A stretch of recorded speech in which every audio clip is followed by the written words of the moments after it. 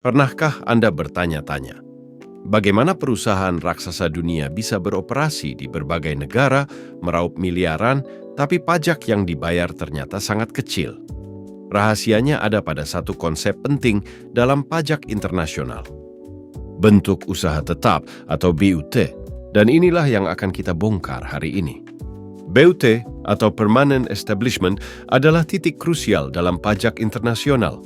Ia menentukan apakah suatu negara punya hak untuk memajaki laba usaha perusahaan asing yang beroperasi di wilayahnya.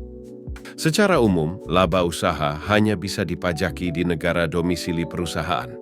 Tapi, jika perusahaan itu punya hubungan erat dengan negara lain, misalnya lewat cabang, pabrik, atau kantor tetap, maka negara sumber penghasilan juga punya hak untuk memajaki. Dalam model OECD, BUT biasanya ditentukan lewat dua tes utama, Place of Business Test dan Location Test. Artinya, harus ada tempat usaha nyata seperti kantor cabang, pabrik, atau bengkel. Tapi, di era digitalisasi ekonomi, kehadiran fisik jadi semakin tidak relevan.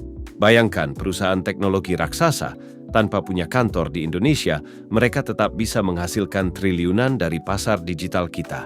Karena itulah lahir konsep Significant Economic Presence atau kehadiran ekonomi yang signifikan. Bagi rekan-rekan pengusaha sebagai wajib pajak, memahami BUT itu vital. Salah langkah bisa berarti dikejar pajak ganda atau malah dianggap melakukan penghindaran pajak. Dengan memahami BUT, perusahaan bisa merancang model bisnis yang efisien sekaligus memitigasi risiko pajak lintas negara. Sekarang, mari kita bongkar. Apa saja strategi penghindaran pajak, tax avoidance, yang sering dilakukan lewat BUT? Ada beberapa pola umum.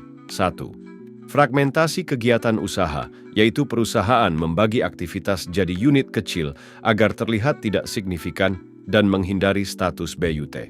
Kedua, penggunaan agen independen, yaitu mengklaim agen lokal hanya sebagai independen padahal aktivitasnya substansial.